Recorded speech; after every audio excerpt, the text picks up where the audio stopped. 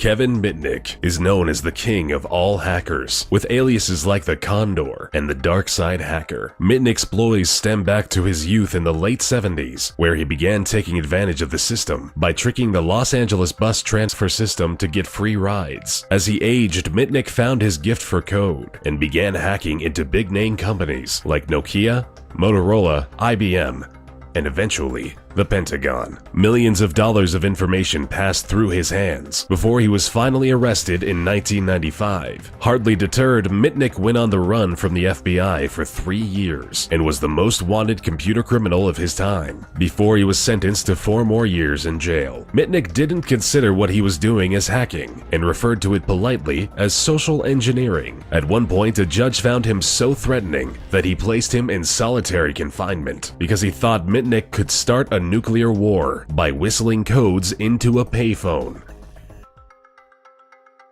The dangerous British hacking duo of Matthew Bevan and Richard Price took the world for a potentially deadly ride for several weeks in their youth back in 1994. They began by attacking the Pentagon's network for several weeks and progressed further by stealing battlefield simulations. If that wasn't enough, they started intercepting messages from US agents stationed in North Korea and accessed sensitive material from a Korean nuclear facility. This was all incredibly alarming to the US because at the time, Price and Bevan were using US systems to infiltrate information from Korean systems, which, simply put, nearly sparked an international incident. You've probably heard about the infamous hacktivist group, Anonymous, or just Anon, sprouting back in 2003 from the breeding grounds of 4chan. Anonymous consists of an unspecified number of politically active hackers. They campaign for internet freedom, social justice, and transparency in the law, with nothing off limits. This group has hit the Chinese government, the Vatican, the FBI, and CIA, while spending just as much time leaking documents or taking down websites with political intent during the aftermath of tragedies like Charlie Hebdo, Michael Brown, and launching large-scale personal attacks on individuals associated with the KKK. While they may not be monetarily motivated, the information they've leaked and the impact they've had on cases and cover-ups has been huge.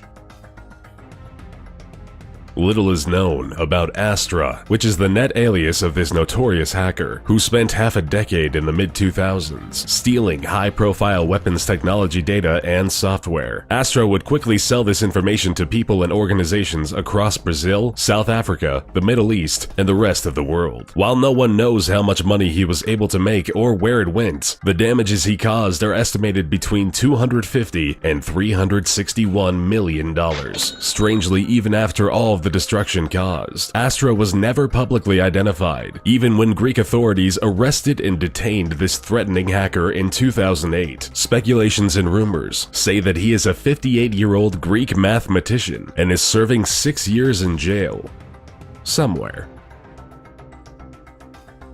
Gary McKinnon infiltrated over 97 US military and NASA servers in just a year during 2001. He deleted sensitive data, software, and files that cost the US government $700,000 in recovery charges due to the severity of the damage. Confident in his skills, McKinnon, who went by the alias Solo, taunted the military by posting, "Your security system is crap. I am Solo. I will continue to disrupt at the highest levels." Strangely enough, McKinnon wasn't in it for any kind of monetary gain, and it turns out he was just looking for files containing evidence of extraterrestrial life, which, according to McKinnon, he found.